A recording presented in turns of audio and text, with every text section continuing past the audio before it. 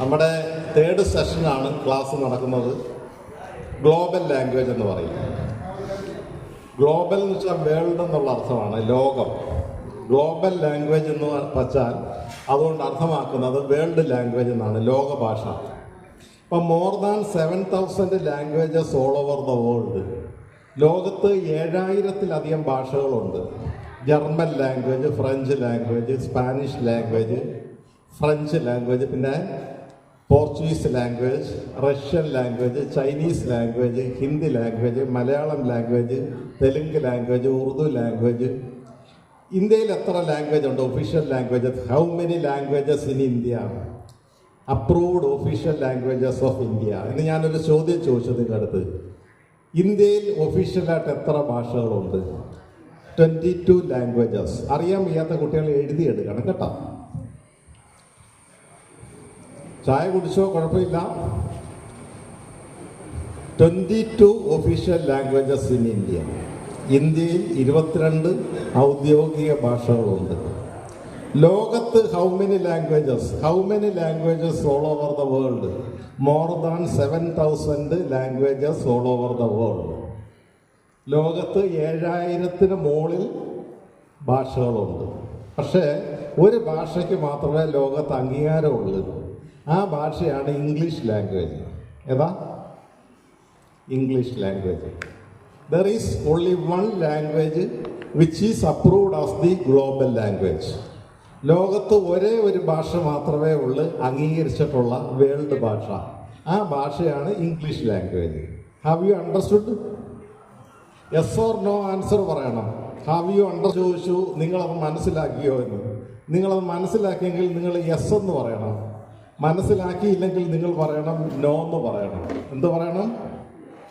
അന്നേരം how many languages all over the world ചോദിച്ചാൽ more than 7,000 languages all over the world എന്ന് പറയണം. 7,000-ന് മുകളിൽ ഭാഷകൾ ലോകത്തുണ്ട്.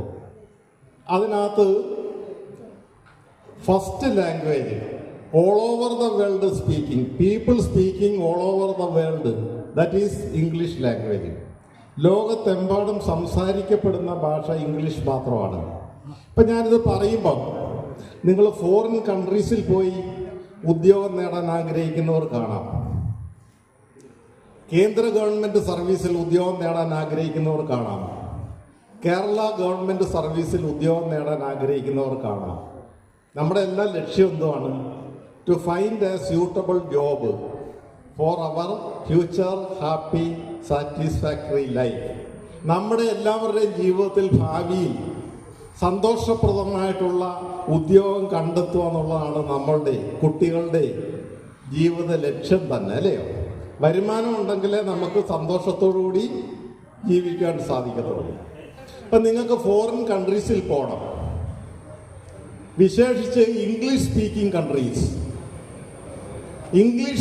Countries USA, Canada, Australia, New Zealand etcetera. ഇതൊക്കെ ഇംഗ്ലീഷ് സ്പീക്കിംഗ് കൺട്രീസാണ്. അവരുടെ ഒഫീഷ്യൽ ലാംഗ്വേജ് തന്നെ ഇംഗ്ലീഷാണ്. ഇത്തരം രാജ്യങ്ങളിൽ നിങ്ങൾ ഹയർ സ്റ്റഡീസിന് പോകുന്നു, അല്ലെങ്കിൽ ഉദ്യോഗത്തിന് പോകുന്നു. അപ്പോൾ നിങ്ങൾ ഇവിടുന്ന് ഒരു കോഴ്സ് പഠിച്ചിട്ട് പോകണം. ആ കോഴ്സിൻ്റെ പേരാണ് IELTS. വേണേ ഒന്ന് കുറിച്ചെടുക്കാം. IELTS. അത് നിങ്ങൾ ചായ കുടിക്കുമെങ്കിൽ കുറച്ച് കഴിഞ്ഞ് എഴുതിയാൽ മതി. ഇപ്പം അത് കഴിച്ചു കഴിഞ്ഞവർക്കത് നോട്ട് ചെയ്യാം. IELTS. ഞാൻ പറയുന്നതെല്ലാം മിക്കതും നിങ്ങളുടെ പോയിന്റുകളാണ്. ആ പോയിന്റുകൾ നിങ്ങൾ എഴുതിയെടുക്കും കേട്ടോ. IELTS, international English language testing system. IELTS. ഏതെങ്കിലും കുട്ടികൾ കഴിച്ചു കഴിഞ്ഞവർ എഴുതുക, എന്നിട്ട് ബാക്കിയുള്ള കുട്ടികൾക്ക് പിന്നീട് അത് പറഞ്ഞു കൊടുക്കുക, കഴിച്ചുകൊണ്ടിരിക്കുന്ന കുട്ടികൾക്ക്. IELTS, international English language testing system. ഇപ്പം നിങ്ങൾക്ക് അമേരിക്കയിൽ പോയി പഠിക്കണം, ഹയർ സ്റ്റഡീസ് പഠിക്കണം. ഇംഗ്ലണ്ടിൽ പോയി പഠിക്കണം, ഹയർ സ്റ്റഡീസ്. പിന്നെ അതല്ലെങ്കിൽ കാനഡയിൽ പോയി പഠിക്കണം, ഹയർ സ്റ്റഡീസ്. ഈ പറഞ്ഞ രാജ്യങ്ങളിലെ യൂറോപ്യൻ കൺട്രീസിൽ നിങ്ങൾക്ക് ഉദ്യോഗത്തിന് പോകണം. ജോലിയിൽ പോകണം. ഇപ്പോൾ എഞ്ചിനീയറിംഗ് പഠിച്ചു, BSc നഴ്സിംഗ് പഠിച്ച് പാസ്സായ കുട്ടി ഇവിടെ 2 ഇയർ എക്സ്പീരിയൻസ് ഒക്കെ നേടിക്കഴിഞ്ഞാൽ വിദേശ രാജ്യത്ത് നഴ്സായിട്ട് പോകാം. മനസ്സിലായോ? ഇപ്പം എഞ്ചിനീയറിംഗ് കഴിഞ്ഞിട്ടൊരു കുട്ടി വിദേശ രാജ്യത്തേക്ക് ഉദ്യോഗത്തിന് പോകുന്നു. അപ്പോൾ ഇവിടുന്ന് പഠിച്ചിട്ട് പാസ്സാകേണ്ട ഒരു സർട്ടിഫിക്കറ്റ് കോഴ്സാണ്, 3 മാസം കൊണ്ട് പഠിക്കാം. IELTS കുറിച്ചെടുക്കുക. IELTS അതിൻ്റെ ഫുൾ ഫോം എഴുതുക. International English language testing system.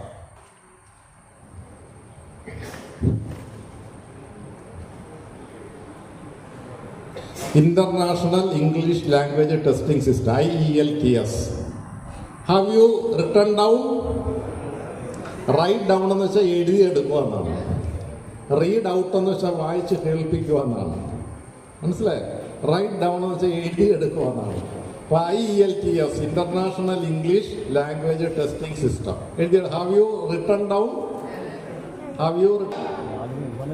Health care, health department, ആരോഗ്യരംഗവുമായി ബന്ധപ്പെട്ട പഠനക്രിയ വിദേശത്ത് പോയി നടത്താൻ ഉദ്ദേശിക്കുന്നു. അല്ലെങ്കിൽ നിങ്ങളിവിടെ ഒരു ഡോക്ടറാണ്, MBBS പഠിച്ച് പാസ്സായി, അല്ലെ BSc നഴ്സിംഗ് പഠിച്ച് പാസ്സായി, യൂറോപ്യൻ കൺട്രീസിൽ നിങ്ങൾ ഉദ്യോഗത്തിന് പോവുകയാണെങ്കിൽ നിങ്ങൾ പഠിച്ചിട്ട് പോകേണ്ട ഒരു സർട്ടിഫിക്കറ്റ് കോഴ്സിന്റെ പേരാണ് OET. കുറിച്ചെടുക്കുക. OET, occupational English test. അതെന്തിനു വേണ്ടിയുള്ളതാണ്?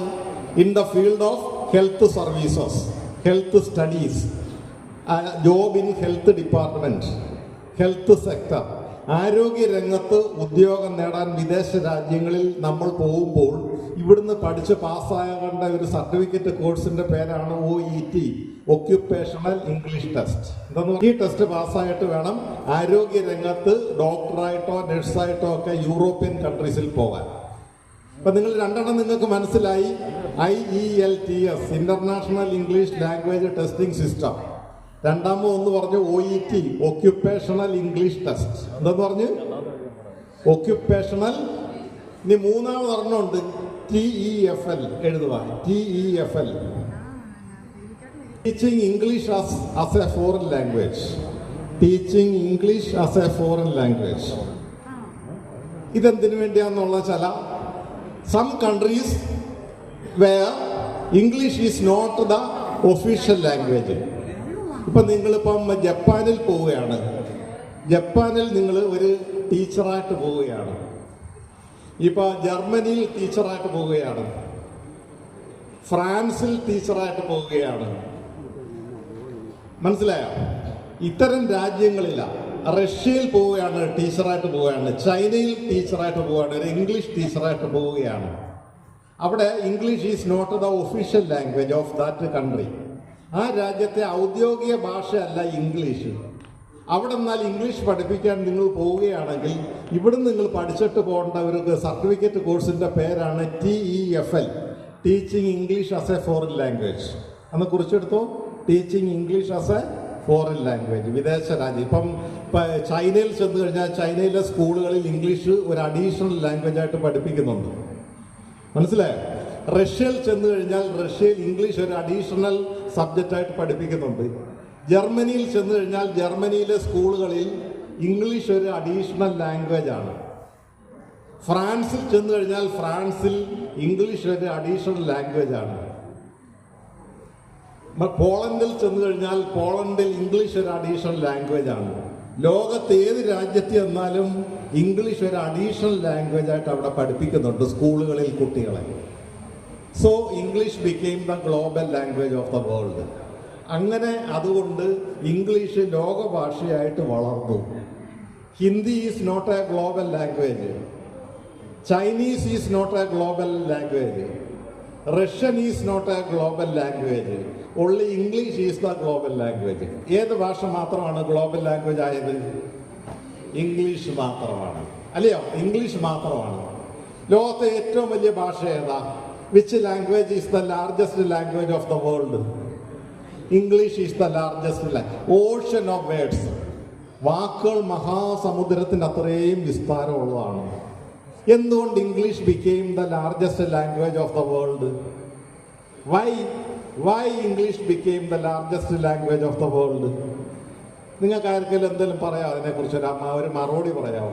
Anybody can answer to my question? പറയാം. എന്നാൽ ഞാൻ തന്നെ പറയാം. ലോകത്ത് എത്ര ഭൂഖണ്ഡങ്ങളുണ്ട്? How many continents across the world? 7 continents. അത് ഒരു കോണ്ടിനെന്റിൽ മാത്രം ജനങ്ങൾ വസിക്കുന്നില്ല. ആ കോണ്ടിനെന്റിന്റെ പേരെന്ന് പറ. അന്റാർട്ടിക്ക. അവിടെ സയന്റിസ്റ്റുകൾ മാത്രമേ പോകാറുള്ളൂ ഗവേഷണം നടത്താൻ. മനസ്സിലായോ? അവിടെ ജനങ്ങൾ താമസിക്കാത്ത ഒരു ഭൂഖണ്ഡമാണ് അന്റാർട്ടിക്ക. അതെവിടാണ് സ്ഥിതി ചെയ്യുന്നത്? South Paul. തെക്കോട്ട് നോക്കിയ എല്ലാവരും ദക്ഷിണ ധ്രുവത്തിലാണ്. ദക്ഷിണ ധ്രുവത്തിലാണ് ഏത് ഭൂഖണ്ഡം സ്ഥിതി ചെയ്യുന്നത്? പറ. അന്റാർട്ടിക്ക. അവിടെ ജനങ്ങൾ വസിക്കുന്നില്ല. എന്തുകൊണ്ട്? Climate is severe cold. തണുത്ത് മരവിച്ച് കിടക്കുന്ന ഭൂഖണ്ഡമാണ്. അവിടെ വൃക്ഷങ്ങളൊന്നും തന്നെ കാര്യമായിട്ടില്ല. വൃക്ഷങ്ങൾക്ക് വളരാനുള്ള അവസരമില്ല. ജനങ്ങൾക്ക് സ്വതന്ത്രമായി ജീവിക്കാനുള്ള ചുറ്റുപാട് അവിടെ ഇല്ല. എവിടെ? അന്റാർട്ടിക്കയിലില്ല. തണുപ്പ് കൂടി ഐസ് പോലെ കിടക്കുന്ന ഒരു ഭൂഖണ്ഡമാണ്. അപ്പം നമുക്കതിനെ വിട്ടേക്കാം. എൻ്റെ ചോദ്യം ഇതാണ്: എന്തുകൊണ്ട് ഇംഗ്ലീഷ് ഏറ്റവും വലിയ ഭാഷയായി? Because how many countries in the world? എത്ര രാജ്യങ്ങളുണ്ട് ഈ ലോകത്ത്? 195 കൺട്രീസ്. ഇവിടെ കുറിച്ചെടുത്തു. 195 countries all over the world. 195 രാജ്യങ്ങളുണ്ട് ലോകത്ത്. ഈ ലോകത്ത് 195 രാജ്യങ്ങളുണ്ട്. അതിനകത്ത് which country is the largest country of the world എന്ന് ചോദിച്ചാൽ എന്ന് പറയും Russia. Russia is the largest country of the world, ഇല്ലയോ? എൻ്റെ അടുത്ത ഒരു ചോദ്യം: which country is the smallest country of the world? Which country is the smallest country of the world? Vatican city. എന്ത് പറയണം? Vatican city. VATICAN. Vatican city is the smallest country of the world. ഏറ്റവും ചെറിയ രാജ്യം Vatican city. Which country is having largest population of the world? India. Second position goes to China. 2ാം സ്ഥാനം ആർക്കാ? ചൈനയ്ക്കാ. 1ാം സ്ഥാനം ആർക്കാ? ഇന്ത്യക്കാണ്. ലോകത്ത് ഏറ്റവും കൂടുതൽ ജനസംഖ്യയുള്ള രാജ്യം ചോദിച്ചാൽ നിങ്ങൾ പറയേണ്ടത് ഇന്ത്യ. സെക്കൻഡ് പൊസിഷൻ ആർക്കാണെന്ന് ചോദിച്ചാൽ പറയണം ചൈന. അറിയാമല്ലോ. അപ്പം അത് നിങ്ങൾക്ക് മനസ്സിലായി. എൻ്റെ ചോദ്യം ഇതാണ്: എന്തുകൊണ്ട് ഇംഗ്ലീഷ് ഭാഷ ലോകഭാഷയായി? എങ്ങനെ ഇംഗ്ലീഷ് ലോകഭാഷയായി മാറി? എൻ്റെ ഒരു ചോദ്യമാണ്. നിങ്ങൾക്ക് മറുപടി പറയാൻ കഴിയാത്തത് നിങ്ങൾ കുട്ടികളായതുകൊണ്ടാണ്. ഞാൻ അതിൻ്റെ മറുപടി പറയാൻ പോവുകയാണ്. ലോകത്തെ വിവിധ ഭൂഖണ്ഡങ്ങളെ ഭരിച്ചിരുന്നത് ബ്രിട്ടീഷുകാരായിരുന്നു. ഏഷ്യ ഭൂഖണ്ഡം, ആഫ്രിക്കൻ ഭൂഖണ്ഡം, പിന്നെ അമേരിക്ക ഭൂഖണ്ഡം ഉൾപ്പെടെയുള്ള ഭൂഖണ്ഡങ്ങളെ നിയന്ത്രിച്ചിരുന്നത്, ഭരിച്ചിരുന്നത് ആരായിരുന്നു? ബ്രിട്ടീഷുകാരായിരുന്നു. ബ്രിട്ടീഷുകാരുടെ ഒഫീഷ്യൽ ലാംഗ്വേജ് ഏതാണ്? ഇംഗ്ലീഷ്. ഏതാ? നമ്മുടെ കേരളത്തിലൊക്കെ ഇംഗ്ലീഷ് വിദ്യാഭ്യാസം ഇംപ്ലിമെന്റ് ചെയ്തത് ആരായിരുന്നു? നടപ്പിലാക്കിയത് ആരായിരുന്നു? ബ്രിട്ടീഷുകാർ. ആരായിരുന്നു? ഇന്ത്യയിൽ ഇംഗ്ലീഷ് വിദ്യാഭ്യാസം നടപ്പിലാക്കിയത്. ഇംപ്ലിമെന്റ് ചെയ്യുക എന്ന് പറയും. നടപ്പിലാക്കുക എന്നുള്ളതിന് ഇംഗ്ലീഷിൽ പറയുന്ന വാക്ക് എന്താണ്? ഇംപ്ലിമെന്റ് ചെയ്യുക. English was implemented in India by the British rulers. India was ruled by the British. ഇന്ത്യയെ ഭരിച്ചിരുന്നത് ആരായിരുന്നു? പറ. ബ്രിട്ടീഷ്. നമുക്ക് ഫ്രീഡം കിട്ടിയെന്ന സ്വാതന്ത്ര്യം, ഇൻഡിപെൻഡൻസ് 1947 ഓഗസ്റ്റ് 15. ഓഗസ്റ്റ് 15. അതിനു മുമ്പ് വരെ ഇന്ത്യയെ ഭരിച്ചിരുന്ന ആരായിരുന്നു? ബ്രിട്ടീഷുകാരായിരുന്നു. മനസ്സിലായി? ആ ബ്രിട്ടീഷുകാരാണ് ഇന്ത്യയിൽ ഇംഗ്ലീഷ് വിദ്യാഭ്യാസം ഇംപ്ലിമെന്റ് ചെയ്തത്, ഇമ്പോസ്ഡ്, അടിച്ചേൽപ്പിച്ചത്. അപ്പം ഇങ്ങനെ വന്നു കഴിഞ്ഞപ്പം വളരെ പ്രത്യേകത, മലയാളത്തിൽ നിന്ന് വാക്കുകൾ ഇംഗ്ലീഷിലേക്ക് കൂട്ടിച്ചേർത്തു. തമിഴിൽ നിന്ന് വാക്കുകൾ കടമെടുത്ത് ഇംഗ്ലീഷിലേക്ക് കൂട്ടിച്ചേർത്തു. തെലുങ്കിൽ നിന്ന് വാക്കുകൾ കടമെടുത്ത് ഇംഗ്ലീഷിലേക്ക് കൂട്ടിച്ചേർത്തു.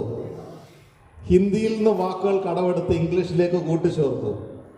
ജർമ്മൻ ഭാഷയിൽ നിന്ന് വാക്കുകൾ കടമെടുത്ത് ഇംഗ്ലീഷിലേക്ക് കൂട്ടിച്ചേർത്തു. ഫ്രഞ്ച് ഭാഷയിൽ നിന്ന് വാക്കുകൾ കടമെടുത്ത് ഇംഗ്ലീഷിലേക്ക് കൂട്ടിച്ചേർത്തു. ഇറ്റാലിയൻ ഭാഷയിൽ നിന്ന് വാക്കുകൾ കടമെടുത്ത് ഇംഗ്ലീഷിലേക്ക് കൂട്ടിച്ചേർത്തു.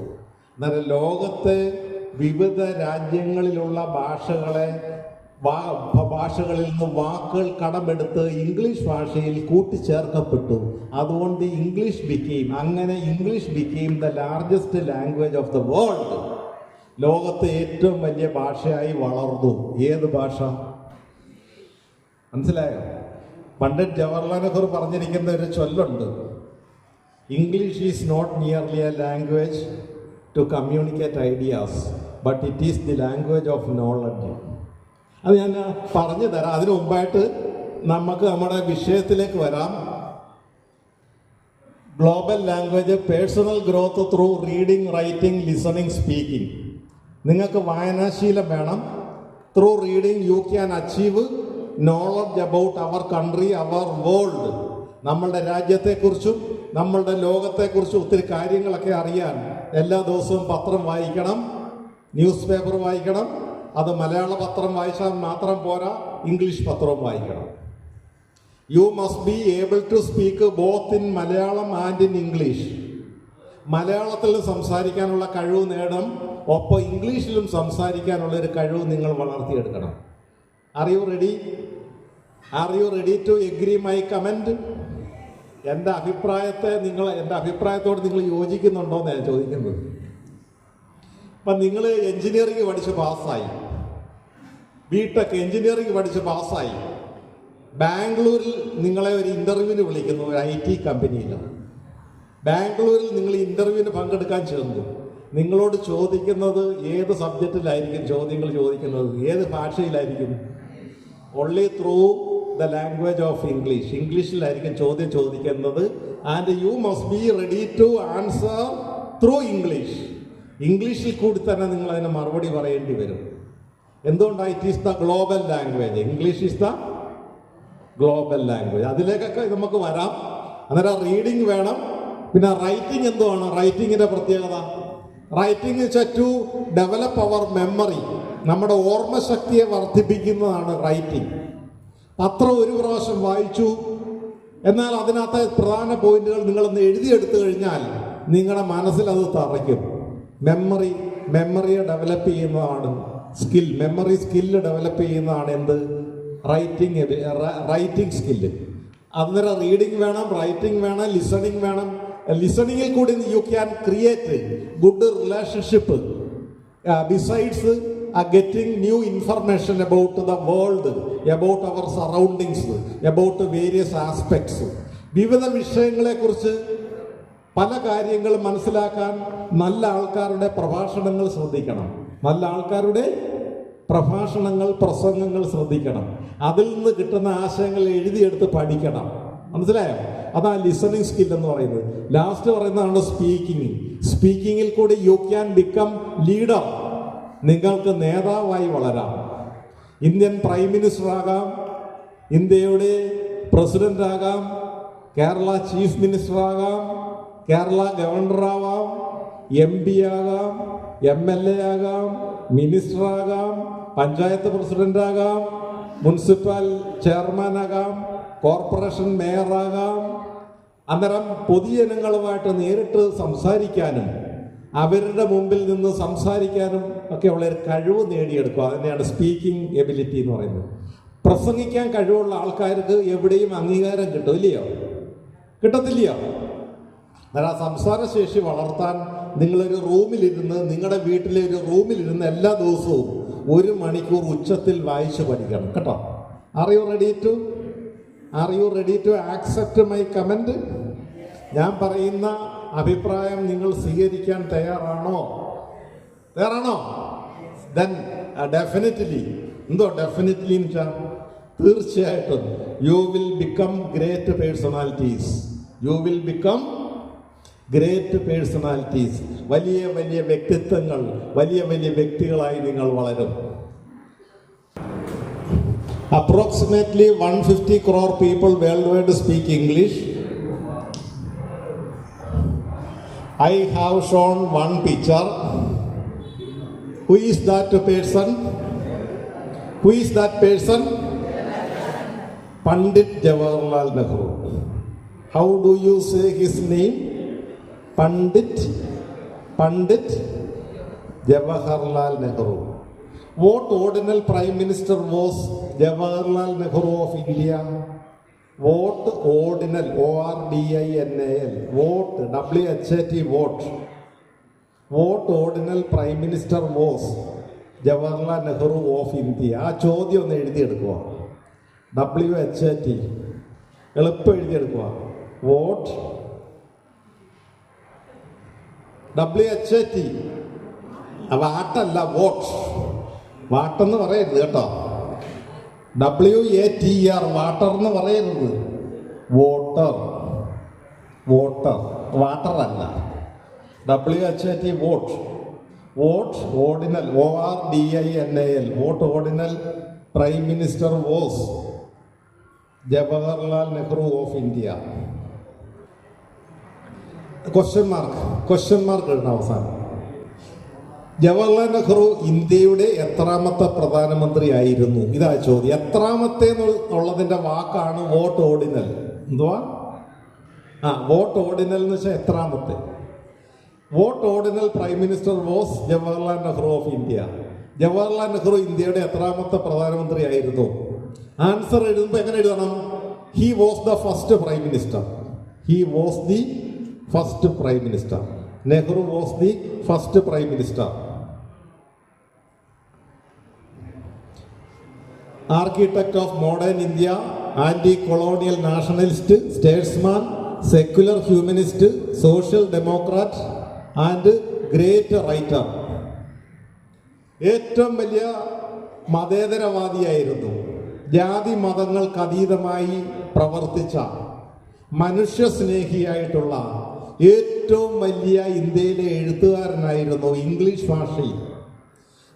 ഭാഷയിൽ ഏറ്റവും മനോഹരമായി എഴുതിയിട്ടുള്ള ഇന്ത്യയുടെ ശില്പിയായിരുന്നു ആര്? പണ്ഡിറ്റ് ജവഹർലാൽ നെഹ്റു. അദ്ദേഹത്തിൻ്റെ ജന്മദിനം നവംബർ 14 അല്ലയോ? ഈ celebrated as the children's day. ഈ സെലിബ്രേറ്റഡ് ആസ് ദി കുട്ടികളുടെ ദിനമായിട്ടാണ് അദ്ദേഹത്തിൻ്റെ ജന്മദിനത്തെ കാണുന്നത്. പണ്ഡിറ്റ് ജവഹർലാൽ നെഹ്റുവിൻ്റെ ജന്മദിനം നവംബർ 14, നവംബർ 14. അതിനെ എന്തായിട്ട് സെലിബ്രേറ്റ് ചെയ്യുന്നു, ആഘോഷിക്കുന്നു? ചിൽഡ്രൻസ് ഡേ ആയിട്ട് all over the country, all over the രാജ്യത്തെമ്പാടും എല്ലാ വർഷവും നമ്മൾ കൊണ്ടാടുന്നു, ആഘോഷിക്കുന്നു. അന്നേരം അദ്ദേഹം പറഞ്ഞിട്ടുള്ള ഒരു കൊട്ടേഷൻ ഉണ്ട്. അദ്ദേഹം എവിടെ പോയാണ് അദ്ദേഹം പഠിച്ചത്? Hello, which English university is the first university of the world? ഈ ലോകത്തെ ആദ്യത്തെ ഇംഗ്ലീഷ് സർവകലാശാലയുടെ പേര് പറ. ഈ ലോകത്തെ ആദ്യത്തെ ഇംഗ്ലീഷ് സർവകലാശാലയുടെ പേര് പറ. Oxford university. എഴുതിയെടുത്തു. ഓക്സ്ഫോർഡ് എന്ന് പറയരുത്, ഓക്സ്ഫോർഡ്. എഴുതുമ്പം ഓക്സ്ഫോർഡ് എന്ന് എഴുതണം, വായിക്കുമ്പം ഓക്സ്ഫോർഡ് എന്ന് പറയണം. OXFORD. The first English university of the world, Oxford. OXFORD, Oxford. The first English university. അതെവിടാണ്? Oxford university, England. എവിടെ? ഇംഗ്ലണ്ടിലാണ് ഓക്സ്ഫോർഡ് യൂണിവേഴ്സിറ്റി സ്ഥാപിക്കപ്പെട്ടത്, first university. Second English university ഏതാണ് വേൾഡിലെ? Cambridge university. CAMBRIDGE. Cambridge university is the second university. Where did Jawaharlal Nehru study his higher studies? അത് Cambridge university. Pandit Jawaharlal Nehru ഇംഗ്ലണ്ടിൽ പോയി പഠിച്ച യൂണിവേഴ്സിറ്റിയുടെ പേരാണ് കേംബ്രിഡ്ജ് യൂണിവേഴ്സിറ്റി. ഏത് യൂണിവേഴ്സിറ്റിയാ? കേംബ്രിഡ്ജ് യൂണിവേഴ്സിറ്റി പോയാണ് അദ്ദേഹം പഠിച്ചത്. നമ്മുടെ മഹാത്മാഗാന്ധി പഠിച്ച യൂണിവേഴ്സിറ്റിയുടെ പേര് പറ. മഹാത്മാഗാന്ധി ഇംഗ്ലണ്ടിൽ പോയി പഠിച്ചു, ആ യൂണിവേഴ്സിറ്റിയുടെ പേര് പറ. Federal university of London. എൻ്റെ പേരെന്ത് പറയണം? Federal university of London. അതായത് ലണ്ടനിൽ ഫെഡറൽ യൂണിവേഴ്സിറ്റി ഓഫ് ലണ്ടനിൽ പോയാണ് മഹാത്മാഗാന്ധി ഹയർ സ്റ്റഡീസ് നടത്തിയത്. അവിടെ ബാരിസ്റ്റർ അറ്റ് ലോ, LLB ഒക്കെ പോയി പഠിച്ചത്. ഇന്നത്തെ LLB അന്ന് അറിയപ്പെട്ടത് ബാരിസ്റ്റർ അറ്റ് ലോ എന്നായിരുന്നു. BL, barrister at law. അന്നേരം ഫെഡറൽ യൂണിവേഴ്സിറ്റി ഓഫ് ലണ്ടനിലാണ് മഹാത്മാഗാന്ധി LLB അഥവാ ബാരിസ്റ്റർ അറ്റ് ലോ പഠിച്ചത്. നമ്മുടെ രവീന്ദ്രനാഥ് ടാഗോർ അവരുടെ നാഷണൽ പോയറ്റാണ്, നമ്മുടെ ദേശീയ കവിയാണ് രവീന്ദ്രനാഥ് ടാഗോർ. അദ്ദേഹവും പഠിച്ച യൂണിവേഴ്സിറ്റിയുടെ പേരാണ് federal university of London. Federal university of London. Okay. ഇപ്പം ഇംഗ്ലീഷ് ലാംഗ്വേജ് എന്ന് പറയുന്നത് വേൾഡ് ലാംഗ്വേജ് ആണ്, വിജ്ഞാനത്തിൻ്റെ ലാംഗ്വേജ് ആണ്. പണ്ഡിറ്റ് ജവഹർലാൽ നെഹ്റു ഒരു കമന്റ് പറഞ്ഞിരിക്കുന്നു, ആ സ്ക്രീനിൽ കാണാം, English is not merely a language to communicate ideas but it is the language of knowledge. അത് എഴുതിയെടുക്കുക, ആ സ്ക്രീനിൽ കൊടുത്തിട്ടുണ്ട്. English is not merely a language to communicate ideas but it is the language of knowledge. English is not merely a language to communicate ideas but it is the language of knowledge. വിജ്ഞാനത്തിൻ്റെ ഭാഷയാണ്. മലയാളം പോലുള്ള ഒരു ഭാഷയല്ല English, Hindi പോലുള്ള ഒരു ഭാഷയല്ല English. ആശയവിനിമയത്തിനുള്ള ഒരു ഭാഷ എന്നതിനുപരി വിജ്ഞാനത്തിൻ്റെ ഭാഷയാണ് ഇംഗ്ലീഷ് എന്ന് പണ്ഡിറ്റ് ജവഹർലാൽ നെഹ്റു അഭിപ്രായപ്പെട്ടിരിക്കുന്നു. അത് നിങ്ങൾ പഠിച്ചിരിക്കണം. അദ്ദേഹം ഇന്ത്യയുടെ ആദ്യത്തെ പ്രധാനമന്ത്രിയായിരുന്നു. ഇംഗ്ലീഷ് ഭാഷയിൽ നമ്പർ 1 റൈറ്റർ ഇൻ ഇന്ത്യ. ഇന്ത്യയിലെ നമ്പർ 1 റൈറ്റർ ഇൻ ഇംഗ്ലീഷ് ആരാണെന്ന് ചോദിച്ചാൽ നിങ്ങൾ എന്തുത്തരം പറയണം? പണ്ഡിറ്റ് ജവഹർലാൽ നെഹ്റു. ഏതുത്തരം പറയണം? അത്രയും മഹാനായിട്ടുള്ള ഒരു ഇംഗ്ലീഷ് എഴുത്തുകാരൻ ഇന്ത്യയിൽ ഇതുവരെ ഉണ്ടായിട്ടില്ല. ആരെ പോലെ? പണ്ഡിറ്റ് ജവഹർലാൽ നെഹ്റുവിനെ പോലെ. ഗാന്ധിജി തന്നെ 1 സ്റ്റെപ്പ് ബിലോ, ഒരു പടി താഴെ നിൽക്കും നെഹ്റുവിനേക്കായാലും in the area of writing in English. മനസ്സിലായല്ലോ? നെഹ്റു ആണ് ഏറ്റവും മുകളിൽ നിൽക്കുന്ന എഴുത്തുകാരൻ. അദ്ദേഹത്തിൻ്റെ പുസ്തകങ്ങളുടെ പേര് പറഞ്ഞേ: the discovery of India, glimpses of world history, autobiography, ട്രിസ്റ്റ് with destiny. 4 പുസ്തകങ്ങളുടെ പേര് ഞാൻ പറഞ്ഞു. ഒരു പുസ്തകത്തിൻ്റെ പേരാണ് ദ ഡിസ്കവറി ഓഫ് ഇന്ത്യ, ഇന്ത്യയെ കണ്ടെത്തൽ. കേട്ടിട്ടുണ്ടോ? ഇതൊക്കെ എടുത്ത് വായിക്കണം, ലൈബ്രറിയിൽ നിന്ന് എടുത്ത് വായിക്കണം നിങ്ങൾ, കേട്ടോ. The discovery of India, glimpses of world history, autobiography, ട്രിസ്റ്റ് with destiny, TRYST, ട്രിസ്റ്റ് with destiny. 4 പുസ്തകങ്ങളാണ് അദ്ദേഹം എഴുതിയത്. ജയിലിൽ കിടന്നു. അദ്ദേഹത്തെ ബ്രിട്ടീഷ് ഭരണകൂടം ഇന്ത്യയിൽ അറസ്റ്റ് ചെയ്ത് ജയിലിലടച്ചു. 1942, 1942. ജയിലിൽ കിടന്നുകൊണ്ട് അദ്ദേഹം എഴുതിയ ഒരു പുസ്തകത്തിൻ്റെ പേരാണ് ദ ഡിസ്കവറി ഓഫ് ഇന്ത്യ. ഏത് പുസ്തകം? The discovery of India. ജയിലിൽ കിടന്നുകൊണ്ട്. എത്ര വർഷം ജയിലിൽ കിടന്നു? How many years he stayed in prison. എത്ര വർഷം അദ്ദേഹം ജയിലിൽ കിടന്നു? 4 years. 1942 to 1946. 1942 മുതൽ 1946 വരെ 4 വർഷം അദ്ദേഹം ജയിലിൽ കിടന്നു. ജയിലിൽ കിടന്നുകൊണ്ട് അദ്ദേഹം എഴുതിയ പുസ്തകത്തിൻ്റെ പേരാണ് ദ ഡിസ്കവറി ഓഫ് ഇന്ത്യ. ഏതാ? The discovery of India. അതിൽ കിടന്നുകൊണ്ട് അദ്ദേഹം എഴുതിയ ഒരു വാക്കുണ്ട്, അത് ഞാൻ വായിക്കാം. India becomes Bharat Mata, mother India, a beautiful lady, very old but ever youthful in appearance, sad-eyed and forlorn, cruelly treated by aliens and outsiders, and calling upon her children to protect her. നല്ല സുന്ദരമായ വാക്കുകൾ. എല്ലാ ദിവസവും നിങ്ങൾ എഴുതിയെടുത്തേ. വീട്ടിലൊക്കെ, വീടിൻ്റെ ഫ്രണ്ടിൽ കൂടെ ഒക്കെ നിങ്ങളുടെ വീടിനെ വലം വെച്ച് നടക്കണം. രാവിലെയൊക്കെ ഒരു നടക്കുമ്പോൾ ഇതെല്ലാം ചൊല്ലിക്കൊണ്ട് നടക്കണം. ഇതൊക്കെ ചൊല്ലിക്കൊണ്ട് നടന്നാൽ നിങ്ങളുടെ ഇംഗ്ലീഷ് സ്പീക്കിംഗ് എബിലിറ്റി ഡെവലപ്പ് ആവും. അന്നേരം നിങ്ങളുടെ ഇംഗ്ലീഷ് സംസാരിക്കാനുള്ള കഴിവ് വളർത്താൻ നല്ല നല്ല കൊട്ടേഷൻസ് വായിക്കണം. അതിലൊരു കൊട്ടേഷനാണ്, എഴുതിയെടുത്തു. India becomes Bharat Mata, mother India, a beautiful lady, very old but ever youthful in appearance, sad-eyed and forlorn, cruelly treated by aliens and outsiders, and calling upon her children to protect her. ഞാൻ എന്തിനാണ് ഇതൊക്കെ പറഞ്ഞു തരുന്നതെന്ന് ചോദിച്ചാൽ, നിങ്ങളുടെ English speaking skill develop ചെയ്യാൻ വേണ്ടി മാത്രമാണ്. വിജ്ഞാനത്തിനുപരി നിങ്ങൾ നല്ല നല്ല കൊട്ടേഷൻസ് എടുത്ത് വായിക്കണം. വായിച്ച് അതുപോലെ ചോദ്യങ്ങളും ഉത്തരങ്ങളും എല്ലാം ഇംഗ്ലീഷിൽ പ്രാക്ടീസ് ചെയ്യണം. പ്രാക്ടീസ് ചെയ്യുമ്പോൾ നിങ്ങൾക്ക് ഇംഗ്ലീഷ് സംസാരിക്കാനുള്ള ഒരു എബിലിറ്റി ഡെവലപ്പ് ചെയ്യാൻ കഴിയും. ഒരു 5 മിനിറ്റ്സ് കൊടുത്തോട്ടെ. ഒരു 5 മിനിറ്റ്സ് കൂടെ പറഞ്ഞാൽ നിർത്താം, സമയക്കുറവുള്ളതുകൊണ്ട്. പിന്നെ മഹാത്മാഗാന്ധിയെ കുറിച്ച് പറയുമ്പോഴാണ് പിന്നെ ഫാദർ ഓഫ് ദ നേഷനാണ്, ലോയറാണ്, റൈറ്ററാണ്, തിങ്കറാണ്, stood for truth, non violence, civil disobedience and social justice, സാമൂഹിക നീതിക്ക് വേണ്ടി എല്ലാം പോരാടിയ ഇന്ത്യയുടെ സ്വാതന്ത്ര്യ പോരാളിയായിരുന്നു അദ്ദേഹം. BL പഠിച്ച് ഫെഡറൽ യൂണിവേഴ്സിറ്റി ഓഫ് ലണ്ടനിൽ നിന്ന് നിയമ ബിരുദം നേടിയ മഹാത്മാഗാന്ധി ആദ്യം ഉദ്യോഗം നേടിയ രാജ്യത്തിൻ്റെ പേര് പറഞ്ഞേ, സൗത്ത് ആഫ്രിക്ക. എവിടെ? സൗത്ത് ആഫ്രിക്കയിൽ പോയി നിയമം, ലോയർ, വക്കീൽ പണി ചെയ്തു കുറേ വർഷങ്ങൾ. അതിനുശേഷമാണ് അദ്ദേഹം ഇന്ത്യയിലേക്ക് മടങ്ങി വന്ന് സ്വാതന്ത്ര്യ സമരത്തിൽ പങ്കെടുക്കുന്നത്. അപ്പം അദ്ദേഹത്തിൻ്റെ ഒരു നല്ല കൊട്ടേഷൻ എഴുതിയെടുക്കണം. The future depends on what we do in the present. എഴുതിയെടുത്തു. The future depends on what we do in the present. അപ്പം അത് the future depends on what we do in the present എന്ന് വെച്ചാൽ നമ്മുടെ ഭാവിയെ നിർണ്ണയിക്കുന്നത് നമ്മുടെ ഇന്നത്തെ പ്രവർത്തനങ്ങളാണ്. ഇന്നത്തെ ഈ കാലഘട്ടത്തിൽ നമ്മൾ നടത്തുന്ന നല്ല പ്രവർത്തനങ്ങളായിരിക്കും ഭാവിയിൽ നമുക്കതിൻ്റെ ഫേവറബിൾ റിസൾട്ടായിട്ട് ഭവിക്കുന്നത്, നല്ല ഗുണം ഉണ്ടാകുന്നു. ഇപ്പം അച്ഛനും അമ്മയും മക്കളും ഒക്കെ തമ്മിൽ നല്ല സൗഹൃദത്തിലാണ്. അച്ഛനും അമ്മയും മക്കളും ചുറ്റുപാടുള്ള അയൽവക്കത്തുള്ള ആൾക്കാരും ഒക്കെ ആയിട്ട് നല്ല സഹകരണത്തിൽ ജീവിച്ച് വളർന്നാൽ നമ്മുടെ എല്ലാവരുടെയും ജീവിതം, നിങ്ങളുടെ എല്ലാവരുടെയും ജീവിതം എന്തായി മാറും?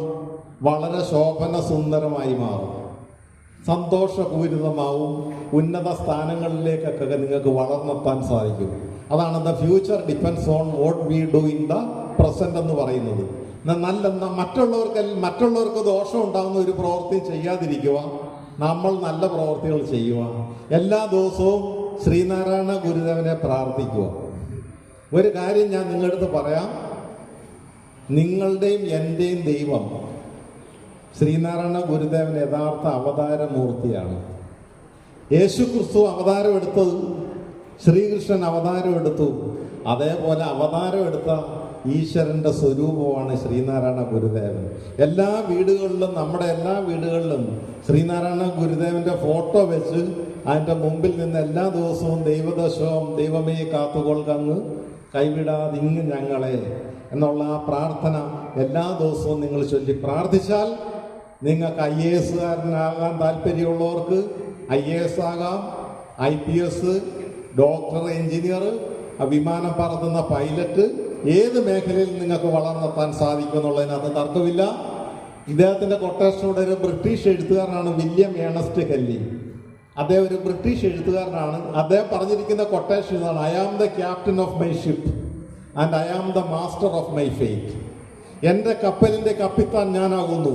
I am the captain of my ship and I am the master of my fate.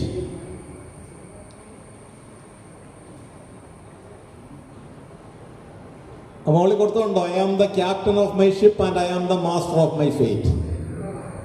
ഞാൻ കൂടുതൽ വിഷയങ്ങളിലേക്ക് കടക്കുന്നില്ല. ഒത്തിരി കാര്യങ്ങളൊക്കെ പറയാനുണ്ട്, വിജ്ഞാനപ്രദമായിട്ടുള്ള ഒത്തിരി കാര്യങ്ങൾ പറയാനുണ്ട്. സമയം അതിക്രമിച്ചിരിക്കുന്നു. നിങ്ങൾക്ക് എല്ലാവർക്കും സർട്ടിഫിക്കറ്റ് വിതരണമൊക്കെ ഉള്ളതുകൊണ്ട് ഞാൻ എൻ്റെ ലഘു പ്രഭാഷണം, ഗ്ലോബൽ ലാംഗ്വേജിനെ കുറിച്ചുള്ള ലഘു പ്രഭാഷണം ഇവിടെ അവസാനിപ്പിക്കുന്നു. നിങ്ങൾക്കെല്ലാവർക്കും ശ്രീനാരായണ ഗുരുദേവൻ്റെ അനുഗ്രഹം ഉണ്ടാവട്ടെ എന്ന് പ്രാർത്ഥിച്ചുകൊണ്ട് നിർത്തുന്നു. നന്ദി, നമസ്കാരം. Thank you sir, thank you very much. നമ്മൾ ഇത് ഹാൻഡ് ഓവർ ചെയ്യുകയാണ്. നമ്മുടെ സർട്ടിഫിക്കറ്റ് ഹാൻഡ് ഓവർ ചെയ്യുന്ന ചടങ്ങിലേക്ക് പോകുന്നു.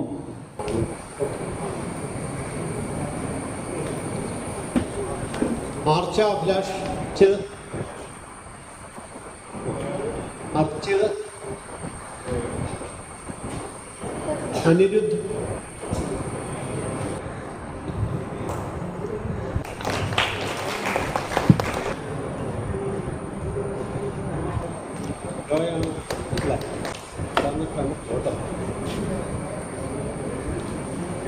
ആദ്യാപി അനീഷ്,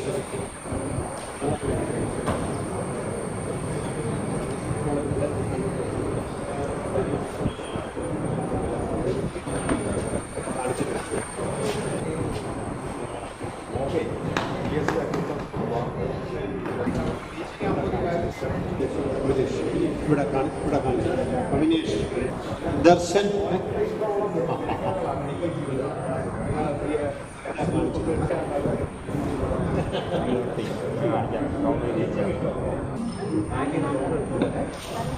പാർവതി, ശ്രീഹരി,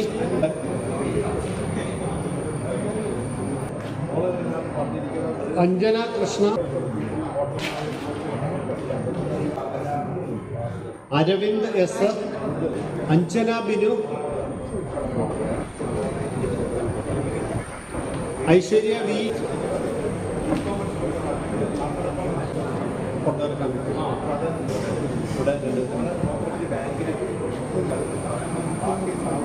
ഗായത്രി എന്ന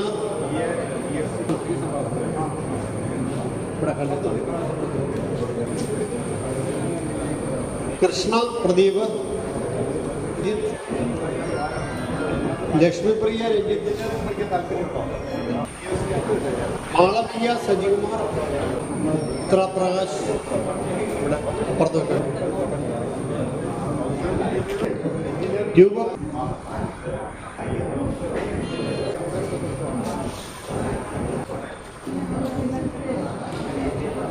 വന്ദ ടി എം. നമ്മുടെ അഭിപ്രായം ഒന്ന് അറിയണം. ആരെങ്കിലും 1-2 പേര് ഇവിടെ വന്നിട്ട് നമ്മുടെ അഭിപ്രായങ്ങൾ പറയണം. ആരാദ്യം വരുന്നത്?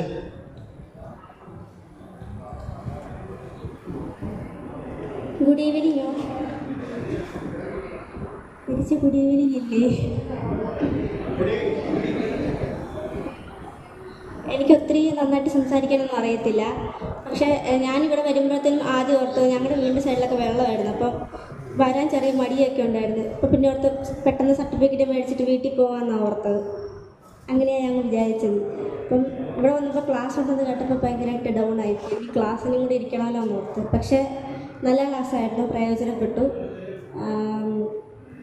മുന്നോട്ട് കരിയർ എങ്ങനെ സെറ്റ് ചെയ്യണം, ഗോൾ സെറ്റിംഗ് എങ്ങനെ ചെയ്യണം എന്നൊക്കെ മനസ്സിലാക്കാൻ പറ്റി. അപ്പം 3 പ്രഗത്ഭരായ സാർമാരാണ് ക്ലാസ് എടുത്തത്. അപ്പം അവരോടാണ് ഏറ്റവും കൂടുതൽ താങ്ക്സ് പറയാനുള്ളത്. വളരെ നല്ല ക്ലാസ്സായിരുന്നു, എനിക്കിഷ്ടപ്പെട്ടു. വന്നില്ലായിരുന്നെങ്കിൽ നഷ്ടമായിപ്പോയത്. വരാത്തവർക്ക് അത് വലിയ നഷ്ടവും തന്നെയാണ്. അപ്പം വന്ന എല്ലാവരും അത് പ്രയോജനപ്പെട്ടു. Thank you. എൻ്റെ പേര് അനന്യ. ഞാൻ മേന്നൂർ 40 നമ്പർ ശാഖയിൽ നിന്നാണ് വരുന്നത്. ഇന്ന് ഇവിടെ നടന്ന ക്ലാസ് എനിക്ക് വളരെയധികം ഒരു ഇൻസ്പിറേഷൻ ഉണ്ടാക്കിയ ഒരു ക്ലാസ് ആയിരുന്നു. ഏത് വഴി കൂടെ പോകണം എന്നൊക്കെ ഒരു ഗൈഡൻസ് തന്ന് എല്ലാത്തിനെയും പറ്റി ഒരു അറിവൊക്കെ തന്ന് പോയിക്കൊണ്ടിരുന്ന ക്ലാസ്സാണ്. Thank you. സത്യം പറഞ്ഞാൽ എനിക്കും മടിയായിരുന്നു വരാൻ. അച്ഛൻ നിർബന്ധിച്ചുകൊണ്ട് മാത്രമേ ഞാൻ വന്നത്. പക്ഷെ വന്നു കഴിഞ്ഞപ്പം നല്ലൊരു ക്ലാസ് ആയിരുന്നു. എങ്ങനെ ഒരു ഗോൾ സെറ്റ് ചെയ്യണം, എങ്ങനെ ഒരു നമ്മുടെ കഴിവനുസരിച്ച് ഏത് മേഖലയിലോട്ട് പോകണം എന്നൊക്കെ അറിയാൻ സാധിച്ചു. Thank you. വലിയ ക്ലാസ് ആയിരുന്നു. അങ്ങനെ നമ്മുടെ കരിയർ എങ്ങനെ സെലക്ട് ചെയ്യുക എന്നുള്ളത് അങ്ങനെ മനസ്സിൽ. ഞാൻ അറ്റൻഡ് ചെയ്ത ട്രെയിനിങ്ങിൻ്റെ എണ്ണം നോക്കുകയാണെങ്കിൽ 200 മേളിലുണ്ടെന്ന് എനിക്ക് തോന്നുന്നു. കാര്യം വെച്ചാൽ ഓരോ ട്രെയിനിങ്ങിന് പോകുമ്പോഴത്തേക്ക് കൂടുതൽ കാര്യങ്ങൾ ഇങ്ങനെ പഠിക്കാൻ പറ്റും. അതുകൊണ്ട് എവിടെ ട്രെയിനിങ് കിട്ടിയാലും അറ്റൻഡ് ചെയ്യും. ചിലപ്പോൾ നമ്മൾ ഒരു ദിവസം ഇതുപോലെ രാവിലെ 9 തൊട്ട് വൈകുന്നേരം 5 വരെ ഇരുന്നാൽ 1 പോയിന്റ് ആയിരിക്കും കിട്ടുന്നത്. പക്ഷെ അതിന് പോകും. ചിലപ്പം 2 പോയിന്റ് കിട്ടും, അത്രേ ഉള്ളൂ. ചിലപ്പം കൂടുതൽ കിട്ടാം. പക്ഷേ നമ്മളെല്ലാ ട്രെയിനിങ്ങും അറ്റൻഡ് ചെയ്യുമ്പോഴാണ് നമ്മൾ ഓരോരുത്തരും ഡെവലപ്പ് ചെയ്യുന്നത്. നമ്മൾ ഇങ്ങനെ ട്രെയിനിങ് കിട്ടുന്നവരും നമ്മളെ മാറിക്കൊണ്ടിരിക്കും. കൂടുതൽ മിടുക്കരായിക്കൊണ്ടും കൂടുതൽ കഴിവുള്ളവരായിട്ടും കൂടുതൽ നമ്മൾക്കുള്ള നിലവിലുള്ള കഴിവ് സ്കില്ല് ഡെവലപ്പ് ചെയ്യാനും അതുപോലെ തന്നെ ഇതുപോലെ സംസാരിക്കാനും എടുക്കാനും എല്ലാം നിങ്ങൾ ഭയങ്കരമായിട്ട് മാറ്റം വരും. അതുകൊണ്ട് എവിടെ ട്രെയിനിങ് ഉണ്ടോ ഞാനുണ്ട് എന്ന് മനസ്സുകൊണ്ട് തീരുമാനിക്കണം. അങ്ങനെ എല്ലാ ട്രെയിനിങ്ങും അറ്റൻഡ് ചെയ്യണം. അതൊന്ന്. രണ്ടാമത്, ഇനി പെൻഷേഴ്സ് കൗൺസിലിൽ ഇതിപ്പോൾ നിങ്ങൾ ആദ്യം ടാലൻറ്റ് ടെസ്റ്റ് എഴുതി അടുത്ത ലെവൽ കഴിഞ്ഞ് ഇനി ഓരോ ടെസ്റ്റുകളും സ്കോളർഷിപ്പ് എക്സാമുകളും ഒക്കെ വരികയാണ്.